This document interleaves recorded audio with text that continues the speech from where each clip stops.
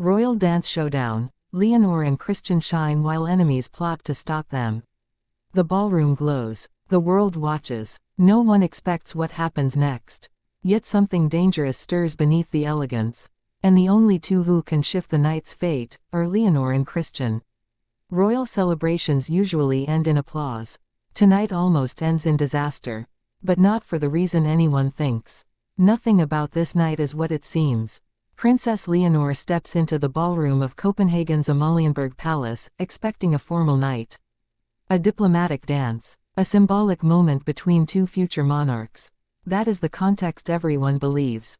The cameras flash. The guests whisper. The orchestra rises. Then something shifts. A ripple of unease crosses the room. Jealous eyes sharpen. Conversations freeze. And suddenly, the entire night threatens to unravel. But not because of Leonor. Not because of Christian. Because of those who cannot stand to see the future shine more brightly than the past. Still, what happens next is something no historian, no journalist, no royal watcher has prepared for. Leonor takes her first step onto the polished floor. Her gown, soft, light, regal, floats behind her like a royal echo of Spain's centuries-old legacy. She can feel the weight of her lineage resting proudly on her shoulders. Not as a burden, but as a strength. A reminder of who she is becoming. Across the ballroom, Christian watches her approach. He stands tall, calm, but inside he feels an earthquake of emotion.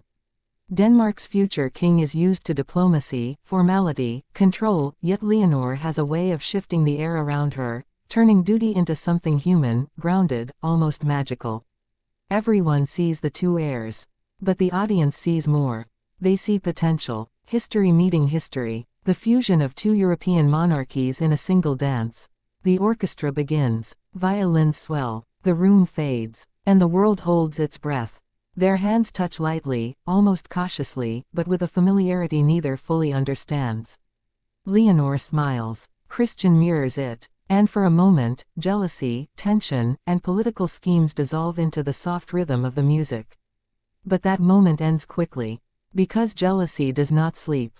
Near the pillars, a cluster of watching aristocrats whisper sharply. Their families once held more influence. More connections. More sway. And seeing Leonor and Christian, two young royals commanding global attention, stings more deeply than any of them would ever admit. At a table near the back of the hall, a political advisor narrows his eyes. He had hoped to shift media attention toward a different alliance. One that would give him more leverage, more screen time, more control over royal narratives. And by the entrance, several aggressive paparazzi, who were granted limited access under strict rules, sense opportunity. They tighten their grip on cameras. They inch closer, toes crossing invisible lines of etiquette. The enemies of peace are not always villains. Sometimes they are simply people who want power, relevance, or revenge. Leonor and Christian know none of this. They only know the dance.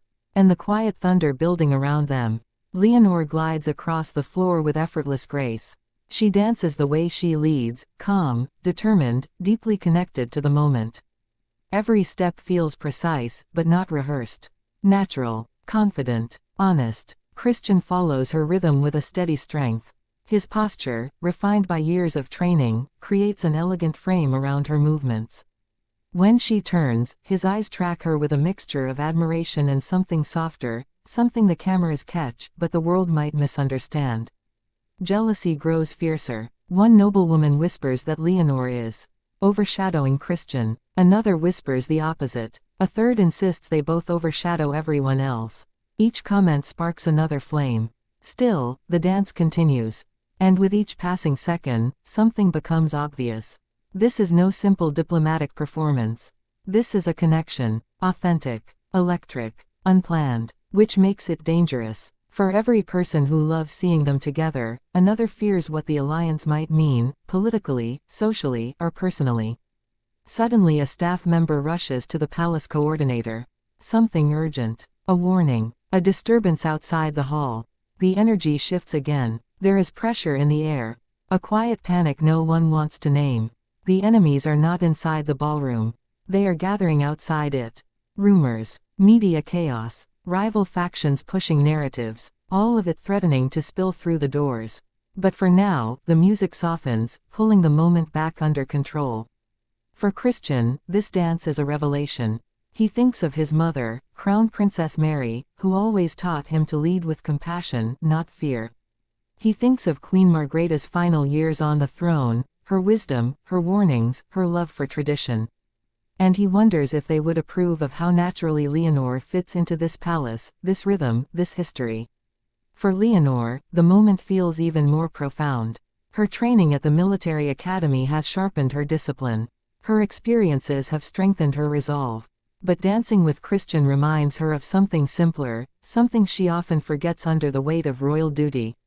She is still young. She is still allowed to feel joy. The dance brings that joy alive. Yet even in the warmth of their shared moment, Leonor senses something. A shift. A subtle unease pulsing beneath the floorboards.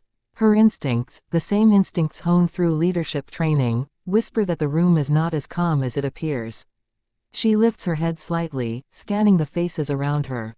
Something is wrong. Christian feels it too. The music continues. But the night begins to bend. As the dance slows, an advisor steps toward the floor, trying to discreetly pull Christian aside. He fails. The timing is impossible. Stopping the dance would cause panic. Headlines. Scandal. So he hesitates. Outside the ballroom doors, a rush of commotion erupts. Flashbulbs. Raised voices. A barrier pushed. Security stepping forward. A group of uninvited paparazzi attempts to infiltrate the event, not with malice but with desperation.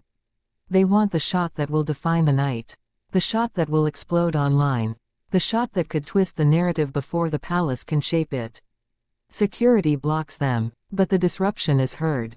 Inside the hall, guests turn their heads. Tension prickles the air, yet the dance continues. Leonor and Christian hold their composure, even as whispers grow louder. Even as tension rises, they maintain the calm the room needs, the calm their people expect. But the enemies of the night are not done.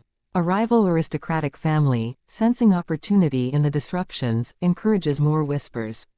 They spread rumors about Leonor's intentions, about Christian's feelings, about alliances forming without their input. Their motives are selfish. They fear being sidelined by the future, replaced by rising young leaders.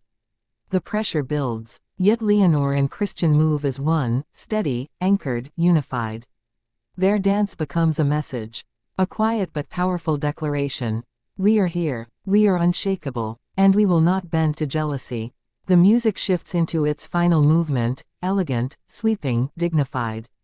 And for a brief, breathtaking moment, everything aligns. Leonor spins. Christian centers her. Their hands meet. Their steps sync perfectly. The guests fall silent. The tension dissolves. And even the jealous rivals are momentarily disarmed by the sheer beauty of the moment. The dance ends. A pause. A breath. A heartbeat of silence. And then, applause. Thunderous. Uncontrollable. Undeniably deserved. Leonor lowers her head in gratitude. Christian offers a small bow. And together, they step back from the center of the floor, surrounded by admiration. But the night is not over. Because applause can be loud. But jealousy whispers louder. As the crowd disperses, the political advisor finally reaches Christian. He speaks quickly, quietly. Leonor is told separately. They learn of the disturbance outside, the media breach, the planned narrative hijack, the attempt to twist their dance into something scandalous. The enemies wanted chaos. The enemies wanted headlines. The enemies wanted to fracture the moment. But they failed. Because Leonor and Christian handled the night with poise, unity, and a grace that cannot be staged. The palace acts immediately. Security tightens. The media breach is contained. The false narratives are addressed before they spread. The rivals' whispers lose power. And the photographs released the next morning show only one thing. A future queen and a future king.